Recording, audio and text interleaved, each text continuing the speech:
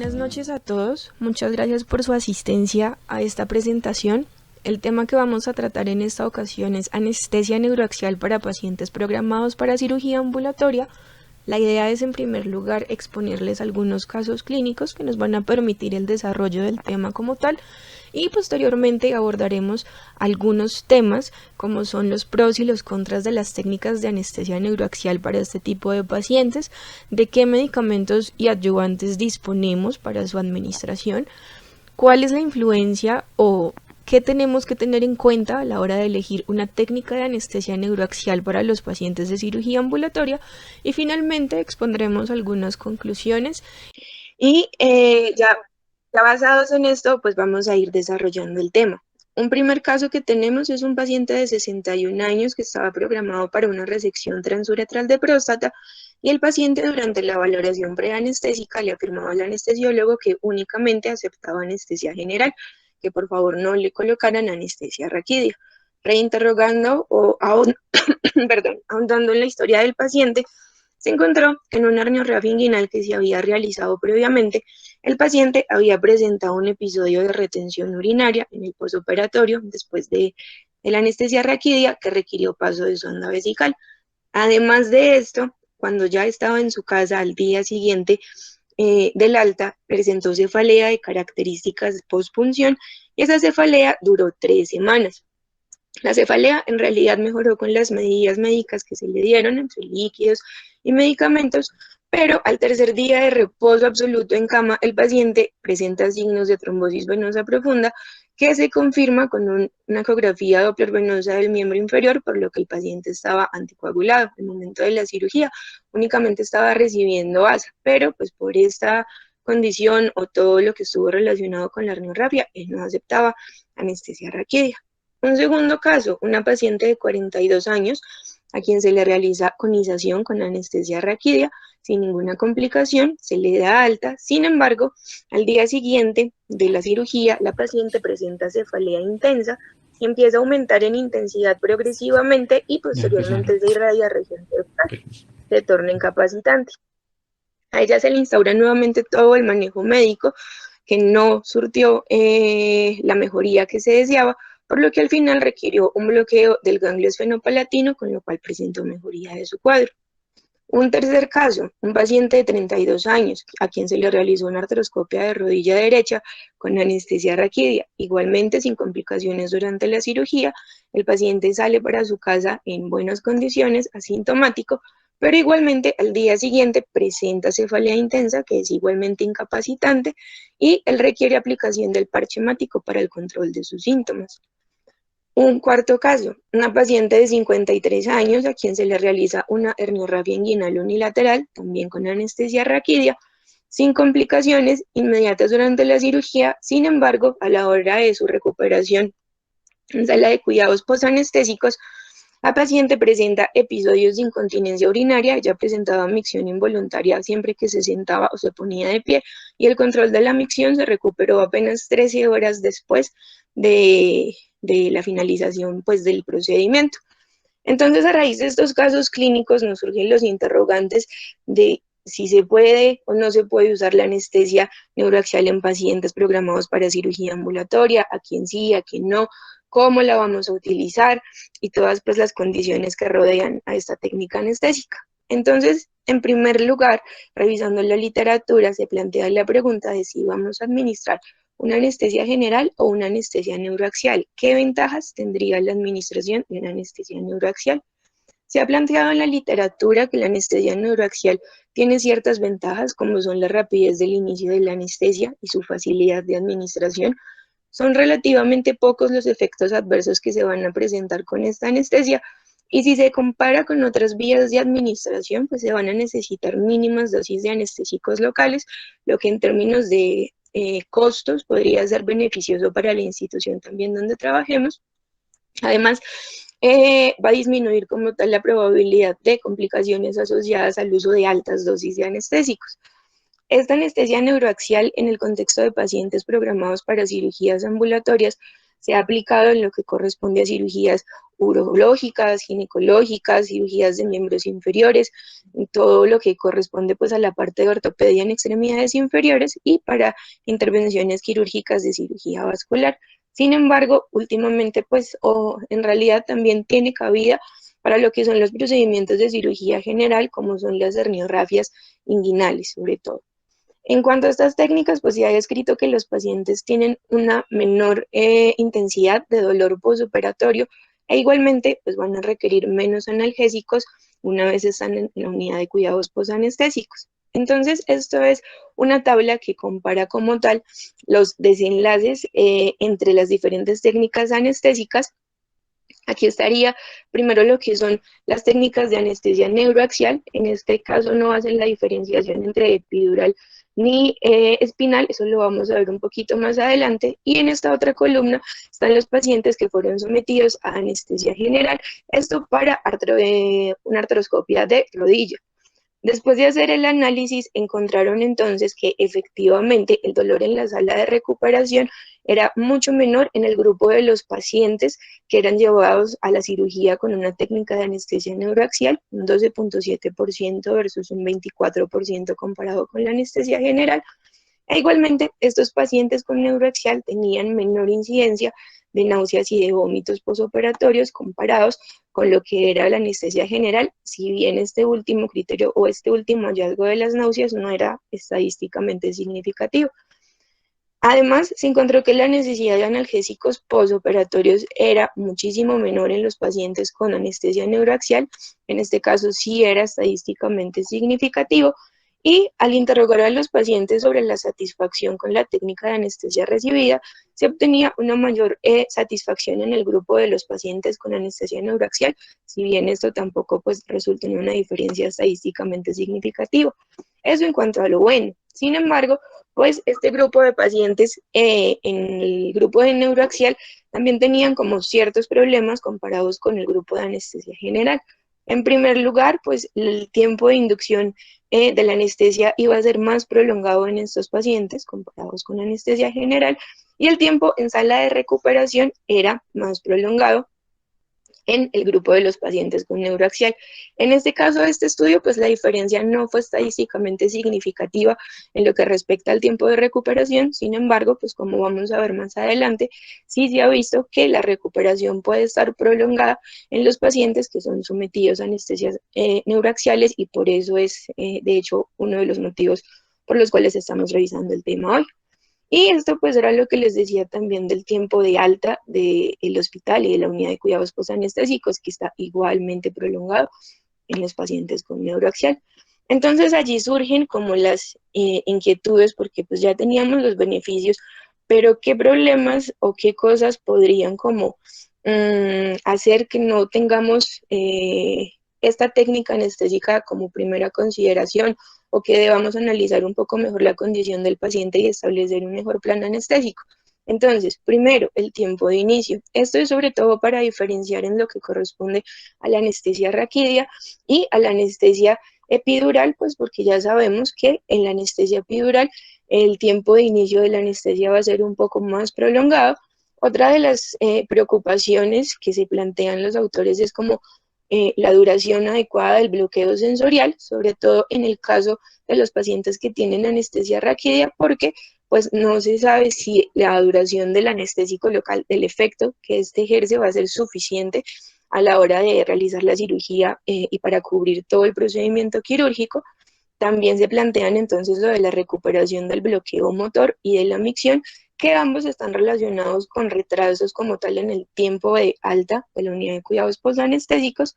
Y finalmente, pues todo lo que son los pacientes con factores de riesgo de complicaciones, sobre todo para lo que es la retención urinaria los bloqueos como tal prolongados, como ya lo vamos a ver. Entonces, para poder definir si estos pacientes, o bueno, o cómo vamos a hacer una anestesia neuroaxial en el contexto ambulatorio en caso de que decidamos hacerlo, debemos conocer todo lo que son los medicamentos involucrados en estas técnicas anestésicas y las técnicas anestésicas como tal, porque también va a diferir un poco entre cada una de las neuroaxiales. En cuanto a los medicamentos, entonces, tenemos que, en primer lugar, pues, o el medicamento principal es el anestésico local, y dentro de los anestésicos locales se han usado diferentes tipos de anestésicos locales. Aquí está la lista de todos los que se han llegado a usar alguna vez. Antes, el principal anestésico local que se usaba era la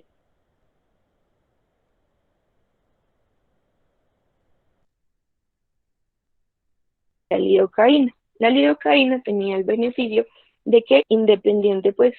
muy cortos, y a los pacientes se les podía dar alta pronto de la unidad de cuidados postanestésicos. Además, con la lidocaína, que tenía un inicio de acción rápido y una duración del efecto, se podía ver que los pacientes tenían menor incidencia de retención urinaria, pues se recuperaban más rápido, menor retención urinaria, se podían ir más rápido para la casa. Aquí está como representado como tal el tiempo de aparición de este efecto del anestésico local, de la lidocaína en este caso, que aparece más o menos en 10 a 20 minutos, esto cuando se usa en anestesia epidural, pero el tiempo es muchísimo menor, cuestión de 3-4 minutos en el caso de la anestesia raquídea. Nos confiere como tal una anestesia entre 60 y 120 minutos, lo que hacía que fuera un medicamento muy útil a la hora de abordar pacientes con procedimientos quirúrgicos relativamente cortos, de cortos a intermedios, menores de 120 minutos. Entonces, el problema con la lidocaína es que a medida que se iba administrando, se empezó a ver que los pacientes desarrollaban una cosa que se llama síntomas neurológicos transitorios. Debido a la aparición de estos síntomas neurológicos transitorios, se empezó a buscar como otras posibilidades u otros medicamentos, otros anestésicos locales, para poder realizar una anestesia espinal principalmente, y que no tuviese como tantos inconvenientes o con estos síntomas neurológicos. A la hora de ver como tal, espérenme, a la hora de ver cómo era lo de la retención urinaria y lo de los síntomas neurológicos, entonces empezaron a ver que con la lidocaína la retención urinaria pues era mucho menos frecuente, el retraso en la micción espontánea era menos comparado con la bupivacaína, como podemos ver allí en esta gráfica, que está mostrando como tal cuál era el tiempo que se tardaba el paciente en iniciar con la micción espontánea, a medida que iba disminuyendo el nivel sensitivo, que está graficado aquí en el eje de las 10,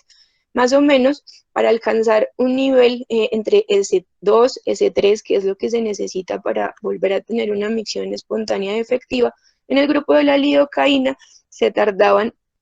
aproximadamente de 150 a 200 minutos, mientras que en el grupo de la bupivacaína, dependiendo de la dosis, también se podía tardar incluso hasta 450 minutos con dosis como son las de 15 miligramos, pero igual eso ya también se los voy a mostrar más adelante.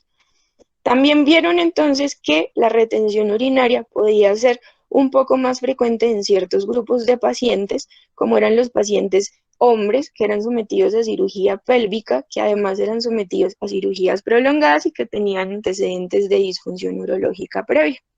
Se empezaron a plantear entonces si la retención urinaria era secundaria como tal al medicamento usado o no, y si de pronto tenía que ver como tal con el estado de hidratación previa del paciente, porque ellos decían, bueno, el paciente no realiza micción en el posoperatorio, es porque no tiene el suficiente volumen y no tiene la adecuada producción de orina, o efectivamente está realizando una retención urinaria. Entonces lo que encontraron es que la hidratación previa también juega un papel fundamental, porque al hacer ecografías vesicales seriadas en los pacientes que eran llevados a anestesia raquídea, se encontraron que muchos de estos pacientes en realidad tenían un volumen vesical menor a 600 mililitros, que no era como el suficiente para generar un estímulo de micción, a pesar de que había pasado mucho tiempo. Entonces, por eso plantean la necesidad de tener una hidratación adecuada del paciente. Incluso han llegado a aplicar en ciertos estudios la administración de líquidos claros hasta 2 horas antes de cirugía, con el fin de disminuir la posibilidad de retraso en la micción del paciente. Esto es otro estudio que se hizo con 2 grupos de pacientes llevados igualmente a artroscopia de rodilla, y se usaron 2 grupos como tal. En un grupo, que es el de la columna esta de la izquierda, se usó como anestesia infusión de propofol con anestésico local, mientras que en el otro grupo se usaba lidocaína combinada con fentanil a nivel espinal. Entonces, lo que vieron en este estudio fue que en el grupo de los pacientes que recibían lidocaína espinal con fentanil, se presentaba menor incidencia de dolor posoperatorio y de náuseas posoperatorias, que van de la mano con lo que les mencionaba al principio, pero el problema era que con estos pacientes se presentaba como tal todo lo que era dolor lumbar, que podía ser incluso de moderado a severo, y mayor incidencia de cefalea después de la cirugía. Entonces, como esta molestia a nivel pues, de la cefalea y sobre todo a nivel lumbar era bastante molestia, valga la redundancia, allí fue cuando empezaron a plantearse las diferentes alternativas de manejo dados estos síntomas neurológicos transitorios. Cuando empezaron a estudiar los síntomas neurológicos transitorios, se planteó inicialmente que podían ser desencadenados por un efecto neurotóxico directo de la lidocaína, en este caso. Sin embargo, los estudios más recientes plantean que no es que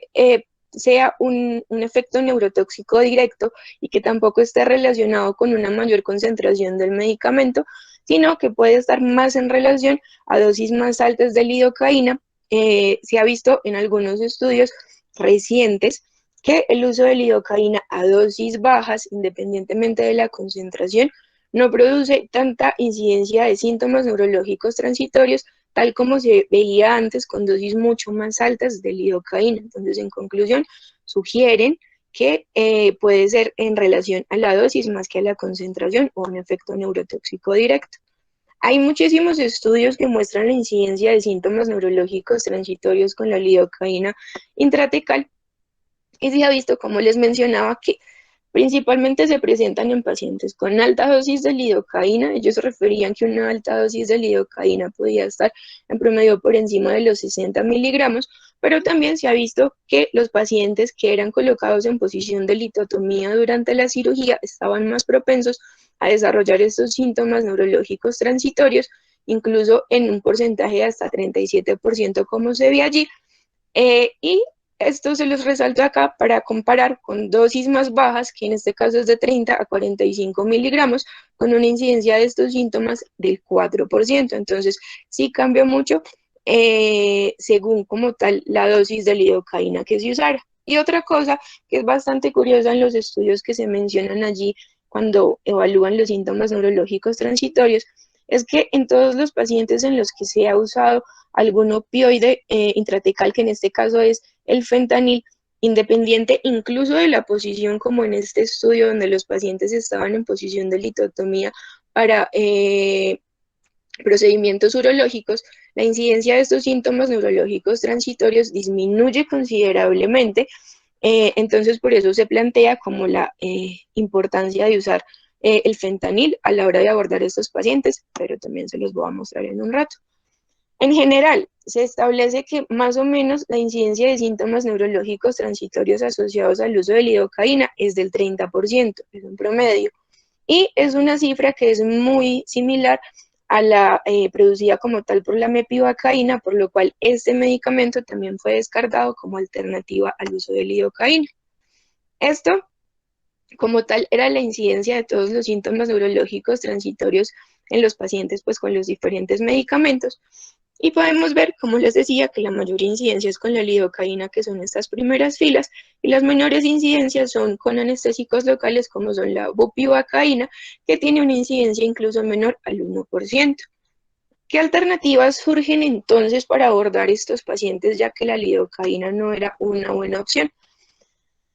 Últimamente también ha venido como en auge o se ha venido como tal retomando el uso de algunos anestésicos locales que habían estado en desuso, como son por ejemplo la cloroprocaína y lo que es la prilocaína, que eran unos medicamentos que habían entrado en desuso porque aparentemente producían síntomas neurológicos transitorios en una alta frecuencia. Sin embargo, pues eso fue en una época en la que la lidocaína intratecal apenas se estaba empezando a usar y en ese momento se desconocía como tal la incidencia de síntomas neurológicos transitorios producidos por la lidocaína, por lo cual, pues con lo disponible en esa época, era mucho mejor usar lidocaína intratecal que usar estos otros medicamentos que les estoy mencionando aquí. pero ya como se conoció como tal el problema con el uso de la lidocaína intratecal, empezaron a revisar la evidencia con estos medicamentos como son la prilocaína y la cloroprocaína, y han encontrado que estos medicamentos en realidad no tienen una mayor incidencia de síntomas neurológicos transitorios y que en realidad pueden producir una anestesia confiable que puede ser de corta duración, 60 minutos en el caso de la cloroprocaína, en realidad pues la recomiendan mucho en la literatura, es algo que se está estudiando sobre todo en Europa para procedimientos de menos de 90 minutos. El problema es que pues en el país no la tenemos. Esto era pues como la gráfica que mostraba la comparación entre los efectos de la cloroprocaína, la lidocaína y la bupivacaína en lo que respecta como tal al tiempo de recuperación, tanto de la movilidad, de la deambulación y del alta del servicio de recuperación, y pues evidentemente es mucho menor en el grupo de la cloroprocaína. Entonces, allí también surgen otras investigaciones u otros estudios que se están realizando con la prilocaína. La prilocaína es un medicamento, un anestésico local que se usa para procedimientos que tienen una mayor duración de 90 minutos, pero en general menor de 150 minutos, con una dosis promedio de 60 miligramos, y la ventaja es que tiene un inicio de acción muy rápido. En realidad, se ha visto que la disminución de la dosis de prilocaína de 60 miligramos a 50 miligramos reduce considerablemente la tasa de retención urinaria, que es una de las preocupaciones al usar este medicamento, pero pues también tiene ciertos inconvenientes, y es que se ha visto que puede producir mayor frecuencia de bradicardia, hipotensión, pues con la consecuente inestabilidad hemodinámica. Y lo bueno de este medicamento es que en realidad en los estudios que hay disponibles hasta ahora, se encontró que no produce síntomas neurológicos transitorios, como se documentó en una serie de casos de 5.000 pacientes llevados a artroscopias de rodillas y a quienes se les aplicó anestesia espinal con prilocaína. Este es como tal otro de los estudios. Como ustedes pueden ver aquí arriba, en realidad es un estudio o un artículo publicado en mayo del 2021. Sé que como tal que no estamos hablando de cesárea electiva, pero les traigo esto es para que vean que en realidad sí se está empezando a investigar nuevamente, o se está empezando a tener en cuenta estos medicamentos a la hora de administrar anestesia intratecal a los pacientes. Y por ejemplo, la conclusión de este estudio era que la prilocaína producía como tal un menor bloqueo motor, los pacientes se recuperaban más rápido, perdón, y tenían pues una mejor estabilidad hemodinámica comparado como tal con la bupivacaína, y en ambos grupos pues se tenía una anestesia óptima sin ningún problema, pues, y la cesárea se llevaba a cabo. Este es otro de los estudios, este fue publicado a finales del 2020, también comparan la cloroprocaína con la prilocaína para cirugía de rodilla ambulatoria. Entonces, si bien en el país no tenemos ni prilocaína ni cloroprocaína, porque pues la prilocaína sí está disponible, pero únicamente para inyección en odontología. Si bien no las tenemos, pues es necesario que las conozcamos, porque pues cada vez se va sustentando más que puede ser factible su uso a la hora de realizar anestesia neuroaxial, y pues debemos conocer los aspectos relacionados con estos medicamentos y cómo se van a utilizar. En lo que respecta a la bupivacaína, que es el medicamento que tenemos más ampliamente disponible en nuestro medio, la incidencia de síntomas neurológicos transitorios, como les mencionaba ahora, es de menos del 1%. ¿Cuál es el problema con la bupivacaína? Pues se ha visto que dosis mayores de 10 miligramos en general van a prolongar bastante el tiempo de recuperación. Eso no quiere decir que la recuperación sea corta con dosis menores, pero pues este ha sido el valor que se ha establecido como tal para decir que, o sea, que se va a prolongar considerablemente el tiempo de recuperación, como ya les voy a mostrar a continuación. Además, con este medicamento se ha visto que puede haber un retraso en el inicio de la micción espontánea de los pacientes, y esto, pues sumado al mayor tiempo de duración de los bloqueos, tanto anestésico como tal como sensitivo, pues va a aumentar el tiempo necesario para que el paciente pueda egresar hacia su domicilio. ¿Qué se ha planteado o qué se ha venido haciendo como para intentar adecuar el uso de la bupivacaína al contexto de los pacientes para cirugía ambulatoria y que sea una opción costo efectiva? Entonces, primero, pues han venido realizando estudios donde se comparan diferentes dosis de bupivacaína y sus efectos y sobre todo el efecto sobre el tiempo de recuperación, y también se ha planteado la posición del paciente, que en este caso ellos sugieren poner al paciente en cuando los pacientes van a ser llevados a cirugía de ortopedia de alguna extremidad inferior, ubicar al paciente en decúbito lateral, así también se podría disminuir como tal el tiempo de bloqueo. En cuanto a la disminución de la dosis, es algo que se ha venido estudiando bastante. Vienen los estudios desde el 2000, encontré estudios del 2001, 2002, pero también hay estudios recientes que comparan diferentes esquemas de dosis, algunos 7.5 miligramos de bupivacaína pesada espinal para artroscopias de rodillas versus 10 miligramos, otros comparan 7.5 versus 15, pero independiente pues de las dosis que elijan como tal los investigadores, tener en cuenta que sí se viene investigando la posibilidad de reducir las dosis efectivas de bupivacaína. Por ejemplo, en este estudio que se realizó en pacientes llevados a artroscopia de rodilla, a quienes se les administró bupivacaína espinal hiperbárica, se plantearon 4 esquemas de dosis. Entonces se usaron dosis de 5 miligramos, dosis de 7.5, de 10 y de 15 miligramos. En el grupo de los pacientes que recibieron dosis de 5 miligramos, que es esta primera columna, se encontró que en realidad los pacientes que tenían una adecuada anestesia eran solamente el 73%, por lo cual pues, se ha desestimado el uso de dosis tan bajas de bupivacaína y pues por lo cual no se va a tener como en cuenta a la hora de hacer este análisis en este momento. Nos quedan las dosis de 7.5 miligramos hasta 15 miligramos. Si vemos como tal lo que es la eficiencia o espérenme aquí, la efectividad de la anestesia, tenemos que se obtuvo un buen nivel de anestesia como tal en todos los pacientes en el 100% hasta la dosis de 7.5 miligramos. En cuanto al tiempo de recuperación como tal del bloqueo hasta llegar a S2, que es como el sitio que toman de referencia muchos autores para definir prácticamente una recuperación satisfactoria del paciente, sobre todo por lo que respecta a la micción espontánea, se encontró que en el grupo de pacientes que recibieron la menor dosis de bupivacaína, esa regresión o pues, el bloqueo hasta S2 se obtenía en un periodo de tiempo promedio de 144 minutos, comparado con los pacientes que tenían una dosis de 15 miligramos de bupivacaína, en quienes esta recuperación se obtuvo más o menos en un periodo de tiempo de 343 minutos. Esto pues a partir de la administración del anestésico, claro está.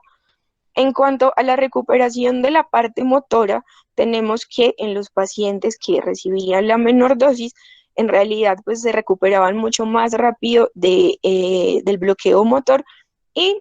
se les daba alta a los 202 minutos en promedio después de administrar la anestesia, comparado con los pacientes del grupo de los 15 miligramos de bupivacaína, en quienes el tiempo de alta casi que se duplicaba,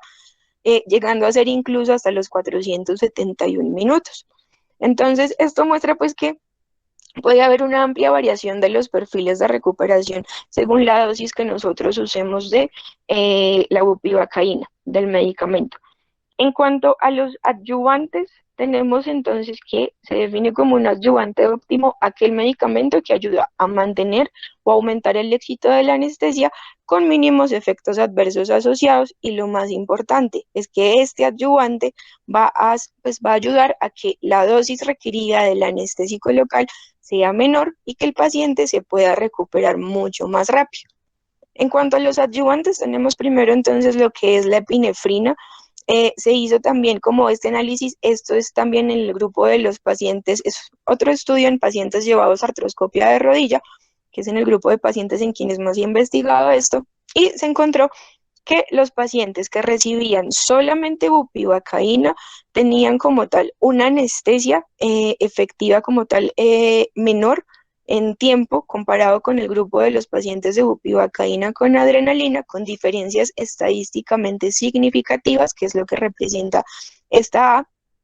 aquí señaladita, y además se encontró que el bloqueo motor era mucho menor en el grupo de pacientes con bupivacaína, o pues duraba menos, en promedio 95 minutos, comparados con los pacientes que recibían bupivacaína con adrenalina, en quienes el bloqueo podía prolongarse hasta 118 minutos.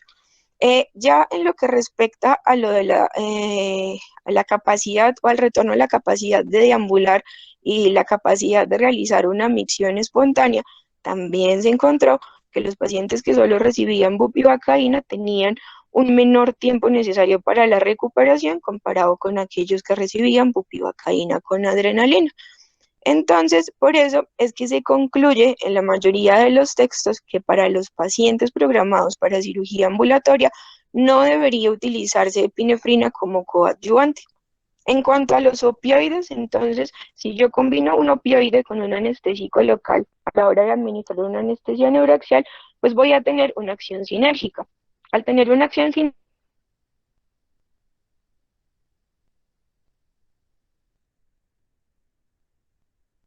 sinérgica, pues la idea es que yo pueda reducir la dosis de ambos medicamentos para versus. Entonces, se vio que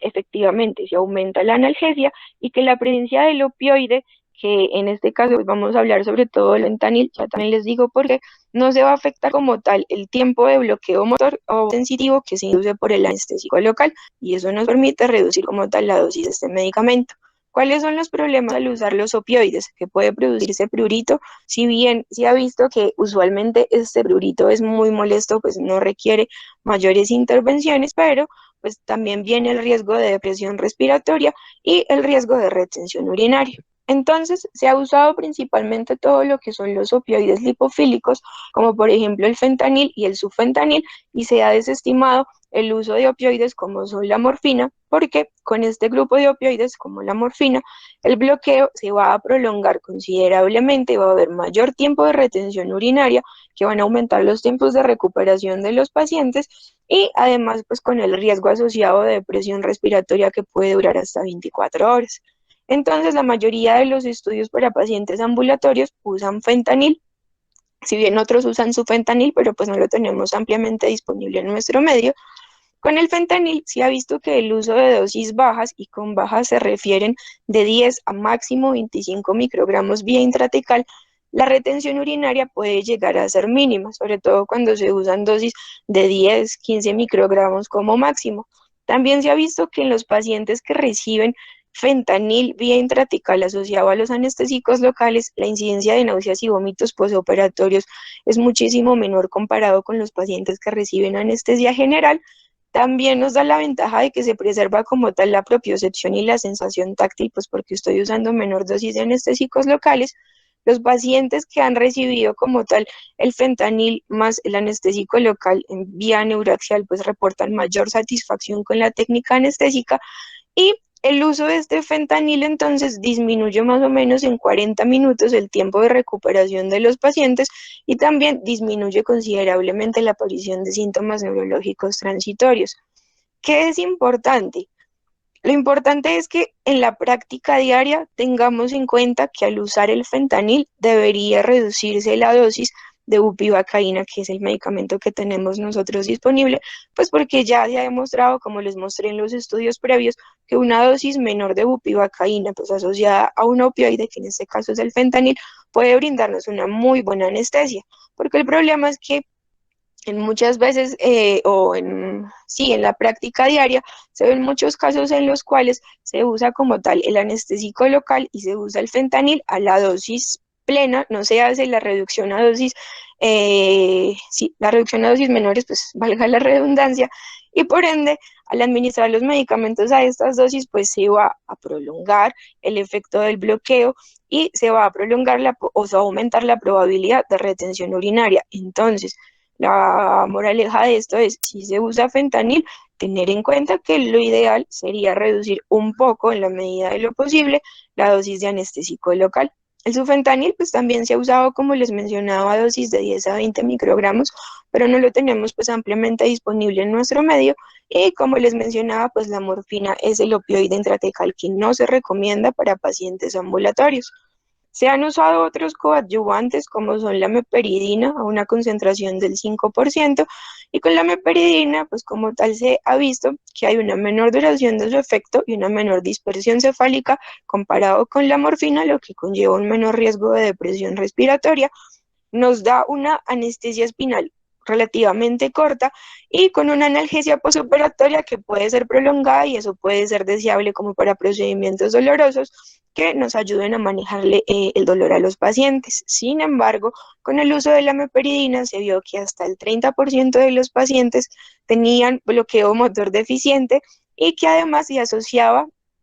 a la presencia de hipotensión frecuente, sobre todo también náuseas y vómito posoperatorio que podían ser muy molestos en los pacientes, y episodios de retención urinaria, por lo cual en la práctica y en las guías pues no se recomendó o no se siguió recomendando el uso de meperidina. También existe la opción de la clonidina, dosis de 15 a 45 microgramos vía intratecal, y con la clonidina pues se han planteado como muchas formas en las cuales podría ser un buen coadyuvante en el paciente de contexto ambulatorio. Entonces, se ha planteado que puede ser un buen coadyuvante porque pues va a atenuar los impulsos de las fibras A delta y de las fibras C, y también puede aumentar la conductancia del potasio. Adicionalmente, se ha visto que media como tal en la liberación de noradrenalina y de acetilcolina en el asta dorsal de la médula, y este aumento de la liberación de acetilcolina sobre todo, pues va a estar asociada a una mejor modulación del dolor posoperatorio y en menores tiempos de bloqueo. La ventaja que tiene esta clonidina es que no va a generar prurito, a diferencia de lo que sucede con los opioides, y el riesgo de retención urinaria es mínimo. ¿Cuál es el problema con el uso de la clonidina? Pues que puede producir sedación, hipotensión, o cuando se usan dosis muy altas, pues puede producir bradicardia. Se ha planteado que puede ser como un muy buen coadyuvante para los pacientes que son programados para cirugía ambulatoria. Sin embargo, encontré un solo artículo, eso sí, que fue publicado hace más o menos 3 años, eso fue en el 2018, en el que planteaban que el uso de clonidina como coadyuvante en estos pacientes podía prolongar en sí la duración de la acción del anestésico local, porque pues reduce el flujo sanguíneo espinal, disminuye como tal la eliminación de los anestésicos locales, y eso prolonga el efecto, pero pues no encontré como más artículos que hablaran al respecto. Entonces allí queda como la inquietud, como el interrogante. Igual pues la clonidina para administración intratecal tampoco la tenemos pues disponible en el medio. En cuanto a la neostigmina, también se ha planteado su uso. Esos pacientes que reciben neostigmina tienen un mejor control analgésico y también pues tienen un mejor bloqueo motor de la bupivacaína, pero pues su uso se ha asociado a mayor frecuencia de náuseas, a mayor frecuencia de debilidad de miembros inferiores, y por esto, asociado pues a la prolongación del bloqueo motor de la bupivacaína, es que no se recomienda su uso en cirugía ambulatoria. En cuanto a la técnica anestésica a elegir, pues entonces tenemos lo que es la anestesia epidural o la anestesia espinal, y en este caso, pues además de todo el perfil del paciente a la hora de elegir la técnica, nos vamos a basar también, no vamos a tener muy en cuenta lo que es la duración de la cirugía y la necesidad de analgesia posoperatoria. En cuanto a la anestesia espinal, entonces tenemos pues que el efecto aparece muy rápidamente, tiene una alta tasa de éxito y en realidad reportan baja tasa de complicaciones. Se necesitan muy poca cantidad de, pues una dosis muy baja de anestésicos locales, y el paciente en realidad, pues según lo que describen, tiene una buena estabilidad, si bien esa estabilidad puede ser mayor al usar anestesia epidural, como ya les voy a mostrar más adelante. Entonces, este es un estudio que se hizo en pacientes llevados a herniorrafia inguinal, a quienes se les realizó en un grupo un bloqueo ileoinguinal, otros pacientes fueron sometidos a anestesia general, y un tercer grupo de pacientes recibieron únicamente anestesia espinal. ¿Qué se vio en este estudio? Entonces,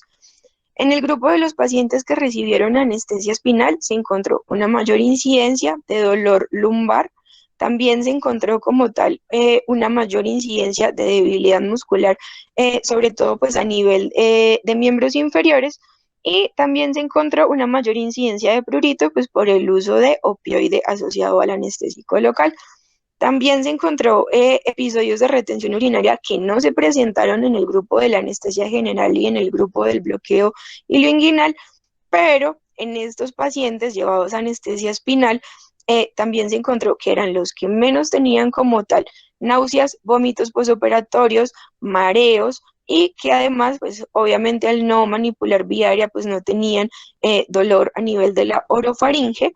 También se encontró que las náuseas, bueno, eso ya se les había mencionado, pero el dolor posoperatorio también era menor en el grupo de los pacientes con anestesia espinal. En general, a la hora de preguntarle a los pacientes cuál era la satisfacción con la técnica anestésica que habían recibido, se encontró que los pacientes que recibieron anestesia espinal pues referían una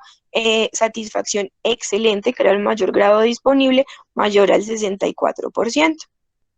Consejos que se dan a la hora de realizar la anestesia espinal en los pacientes programados para cirugía ambulatoria. Entonces, recomiendan evitar la dirección caudal de la apertura de la aguja usada para la anestesia espinal, porque cuando se ubica la aguja así en esta dirección caudal, pues con su apertura hacia dirección caudal, el bloqueo se aumentará aproximadamente en duración 30 minutos. Se ha visto que está asociado a mayor retención urinaria, a mayor incidencia de síntomas neurológicos y a mayor retraso para el alta. En cuanto a la anestesia epidural, se ha visto que su uso es principalmente en cirugías prolongadas o cirugías que tengan duración poco clara, o en cirugías que puedan tener como un difícil manejo de control de dolor, un difícil control de dolor posoperatorio. Tiene gran aplicación en todo lo que son las cirugías de extremidades inferiores, en todo lo que son las herniorapias, y se ha descrito incluso para laparoscopias pues de parte inferior del abdomen. Ventajas de esta anestesia epidural, pues la aparición del bloqueo puede ser gradual y confiere mayor estabilidad del paciente, lo que va a hacer que no necesite como mayores intervenciones o medidas después de la cirugía, y que el alta casa pueda ser mucho más probable. Y el ajuste del nivel sensitivo que yo desee, pues lo puedo hacer gradualmente. ¿Cuáles son los problemas al administrar la anestesia epidural? Pues que se va a retrasar un poco el tiempo de rotación de las salas quirúrgicas y de los pacientes que están en sala de recuperación. También se puede retrasar un poquito todo lo que es el alta. Se ha visto que si bien tanto los pacientes que reciben anestesia espinal como los que reciben anestesia epidural tienen incidencia alta de dolor lumbar, este dolor lumbar puede ser un poco más frecuente en el grupo de los pacientes llevados a anestesia epidural. También se ha visto que puede haber mayor tasa de falla de la anestesia epidural versus la espinal, y pues contrario a lo que uno creería, o algo que uno no creería que puede suceder así como tan frecuentemente, se ha visto que hay mayor incidencia de cefalea postpunción en los pacientes que son llevados a anestesia epidural, o no mayor incidencia, sino que la cefalea postpunción puede ser incluso más incapacitante en estos pacientes en quienes se produce pues la cefalea después de una anestesia epidural, porque pues al realizar una anestesia raquídea, una anestesia espinal, pues vamos a usar agujas de un diámetro mucho menor, que están diseñadas específicamente para disminuir al máximo el riesgo de cefalea postpunción, mientras que durante una anestesia epidural, cuando se realiza una punción no deseada de la dura madre, pues el orificio de la dura madre va a ser mucho mayor y en tamaño, y la cefalea postpunción pues puede ser de manejo más difícil y de mayor intensidad, si bien pues todavía no hay como nada absoluto al respecto. Y hay otro problema con la anestesia epidural, y es la prolongación del bloqueo si se usan varias dosis. Entonces, algunos autores plantean la posibilidad de usar la técnica de anestesia epidural, bien sea administrando una única dosis directamente en el espacio epidural, o pasando un catéter, dejándolo allí, no administrando como tal nuevas dosis ni iniciando infusión de medicamentos, y solamente usarlo en caso de ser necesario, si el paciente presenta pues un dolor de difícil control o si la cirugía se prolonga. En cuanto a la cefalea postpunción, entonces, como les decía, es de una menor incidencia cuando se realiza una anestesia espinal, porque pues las agujas son más pequeñas, y se ha visto que dentro de todas las agujas, pues las puntas del lápiz número 25 o 27 confieren como tal el menor riesgo de cefalea postpunción, con una incidencia de 1 a 2% en estos pacientes. Se ha visto que las pacientes gestantes y los pacientes en contexto ambulatorio para cirugías ambulatorias pueden tener una incidencia un poco mayor y en el caso de los pacientes ambulatorios, esa incidencia, pues en las series de casos que se han reportado, no va a pasar del 4 al 4,5% como máximo. Ya esta es como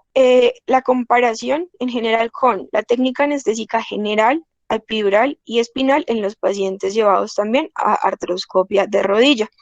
¿Qué se encontró en estos pacientes? Entonces, que el tiempo en el que se presentaba retención urinaria o retraso en la micción era mucho menor en los pacientes que recibían anestesia epidural porque pues se tardaban 80 minutos versus 135 minutos en el grupo de pacientes con anestesia espinal. También en los pacientes con anestesia epidural se encontró que el tiempo de recuperación era mucho más corto comparado con el grupo de la anestesia espinal y a la hora de necesitar analgésicos en la unidad de cuidados postanestésicos, se veía que podía ser más probable necesitar como tal analgésicos y sobre todo también antieméticos en el grupo de los pacientes con anestesia espinal, mientras que en el del grupo de la epidural era mucho menor la necesidad de uso de estos medicamentos. De hecho, solamente se necesitó usar analgésicos intravenosos, no se necesitaron antieméticos ni medicamentos para prurito. Y además, pues también le valoraban la satisfacción a los pacientes en cada grupo y se encontró que los pacientes con mayor tasa de satisfacción eran aquellos que recibían anestesia general y anestesia epidural. ¿Qué conclusiones podemos tener entonces de todo esto? La idea es que se usen dosis subclínicas de anestésicos locales cuando yo los combino con opioides lipofílicos a bajas dosis como el fentanil a dosis de menos de 20 microgramos. Son una buena opción para los pacientes ambulatorios. En realidad se ha visto que no se prolonga como tal la duración del bloqueo por el uso de opioides. Por el contrario, pues puede disminuir la duración de este bloqueo y de esta anestesia si se reducen las dosis de anestésico local. También no olvidar que los pacientes necesitan otros analgésicos, sobre todo en el caso de los pacientes que tienen anestesia espinal, porque a veces el control del dolor posoperatorio no puede ser el óptimo, entonces deberían aplicarse otros tipos de medicamentos con el fin de disminuir el dolor posoperatorio. Recordar que no está recomendado usar epinefrina para la anestesia neuraxial en estos pacientes, tampoco el uso de morfina a nivel intratecal. Y pues ahí al final nos surgía la pregunta como, bueno, ¿y en nuestro medio qué? Porque en realidad los documentos y las guías sí recomiendan muchos medicamentos como son la cloroprocaína, la prilocaína, tenemos todo lo que es el sufentanil, tenemos otros coadyuvantes como son la clonidina, aunque pues la evidencia con eso es controvertida, como les decía, pero en nuestro medio no lo tenemos disponible. Además, pues si hacemos como un análisis de los casos que se nos presentan a diario, podemos ver que la incidencia de cefalea postpunción pues puede ser un poco más alta que lo que se reporta en estas series de casos que reportan una incidencia menor del 1%. En nuestro medio pues sí vemos que puede ser un poco más frecuente. Entonces, en realidad, pues sí queda como la inquietud de qué tan aplicables pueden ser estas recomendaciones a nuestro contexto con los recursos que tenemos disponibles y con el tipo de pacientes que nosotros tenemos. Muchas gracias.